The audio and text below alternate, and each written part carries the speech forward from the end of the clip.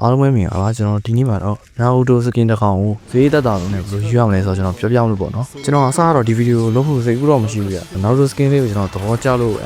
ယူရင်းနဲ့ကျွန်တော်ဒီဗီဒီယိုလေးကိုတင်ဖြစ်သွားတာပေါ့နော်ဈေးအနည်းဆုံးဆိုပြီးမဲ့အခု diamond ဈေးတွေကတအားတက်နေတော့ဗျာ6500နဲ့ကျွန်တော်တွက်ပေးလိုက်တယ်ပေါ့နော် weekly pass တခုကို6500ကျွန်တော်9ပတ်လူမယ်ပေါ့နော်diamond ကြံနေရဆိုရင်တော့မဖြစ်နဲ့ပေါ့နော် diamond ကြံနေရဆိုရင်တော့ကျွန်တော်6ပတ်ပဲဖြစ်ရမယ်ဗျ diamond တစ်လုံးမှမရှိတဲ့သူတွေကြတော့ဒီနေ့ကစပြီးကျွန်တော် weekly တစ်ပတ်ဖြစ်လိုက်ပေါ့နော် weekly တစ်ပတ်ကိုဒီနေ့ထည့်မယ်ဗျ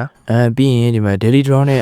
တချင်းချင်းကြီးလှည့်သွားပေါ့နော်တဲတစ်ခါပဲလှည့်မယ်နော် okay ဒီနေ့ကနေကျွန်တော်4လပိုင်း3ရက်နေ့ထိကျွန်တော်လှည့်သွားမယ်ပေါ့နော်အဲ့မှာ4လပိုင်း3ရက်နေ့ကျကျွန်တော် free token base 1လာပြီပေါ့နော် free token base 1လာတဲ့အချိန်ကကျွန်တော်2နာရီခွဲပေါ့နော်2နာရီခွဲရောက်ရင်ကျွန်တော် weekly 3ရက်ဖြစ်ရပါမယ် okay weekly pass ဖြစ်ပြီးပြီဆိုတာနဲ့ကျွန်တော်ဒီမှာ diamond 950တောင်းမယ်ပေါ့နော်ဒါကျွန်တော်အရင်ကပြထားပေါ့နော်ကျွန်တော်အရင်တစ်ခေါက်လာတော့ကျွန်တော်ဖောက်တဲ့ဟာပေါ့ဒီမှာကျွန်တော် diamond 950တောင်းရမယ့် test ပါတယ်ပေါ့နော် okay အဲ့ဒါပြည့်အောင်လုပ်ပြီးသွားပြီဆိုတာနဲ့ကျွန်တော်တို့ဒီမှာ free token 29ခဲရမယ်ပေါ့နော်အဲ့ရတဲ့29ခဲနဲ့ကျွန်တော် event မှာလဲ့မယ်အဲ့ဒါပြီးရင်ကျွန်တော်ရင်ချင်းစီကိုကျွန်တော်လဲ့သွားမယ်ဗျာဒီရောနဲ့ကျွန်တော်တို့10ရက်နေ့ထိလဲ့သွားမယ်ပေါ့နော်အဲ့မှာ10ရက်နေ့ကျရင်ကျွန်တော် free token base 2ဆိုတာလာပြီပေါ့နော်10ရက်နေ့2နာရီခွဲပြီဆိုရင်ကျွန်တော်တို့ weekly 3မှတ်ထပ်ဖြစ်မယ်ပေါ့နော်အဲ့ဒီမှာ diamond 950ထဲ950ရဲ့3ကျွန်တော် test ပြည့်အောင်လုပ်ပြီးပြီဆိုရင်ကျွန်တော် free token 29ခဲထပ်ရပြီပေါ့နော်အဲ့ဒါနဲ့မပြီးသေးဘူးဗျာဒီမှာဒီကားက free skin ပေးတဲ့ event မှာကျွန်တော်ဒီမှာချိတ်1000ကိုရမယ်လို့ပြောထားရပေါ့နော်အဲ့ဒါကျွန်တော်တို့အရင်တော့လာခဲ့ဘူးတဲ့ပုံစံနဲ့အတူတူပဲပေါ့နော်ဒီမှာ free token တက်ကက်ကိုကျွန်တော်ချိန်50နဲ့ဆိုပြီးကျွန်တော်လဲလို့ရမယ်ပေါ့နော် okay အဲ့မှာလဲ free token ကျွန်တော်10ခဲတောင်ထည့်ရအောင်ပါဗျ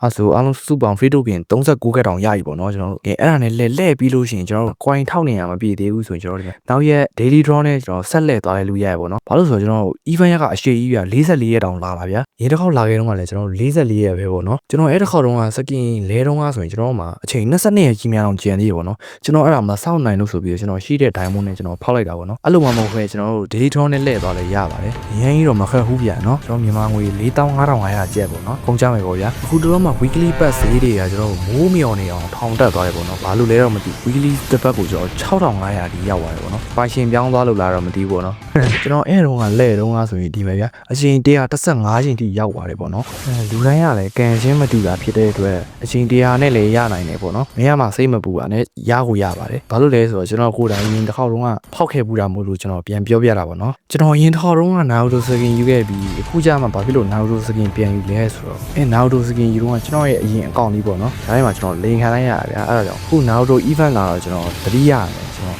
Naruto လေးကိုပြန်ပြီးဖောက်မယ်ဆိုပြီးကျွန်တော်စိတ်ကူးလိုက်တာဗျာအားကြောင့်မို့ကျွန်တော်ဒီဗီဒီယိုလေးကိုတင်ဖြစ်သွားပါတော့နောက်မှဆိုတင်ဖြစ်မယ်လို့တော့မထင်ဘူးဗျာ okay အဆင်ပြေမယ်ဆိုကျွန်တော်ရဲ့ channel လေးကို subscribe လေးလုပ်သွားပေးကြပါအောင်ဗျာတို့အဆင်ပြေပါစေလို့မျှော်လင့်ပါတယ်ကဲဆိုတော့နောက်ဗီဒီယိုမှာပြန်တွေ့ကြမယ်နော်အားလုံးပဲbye byeပါ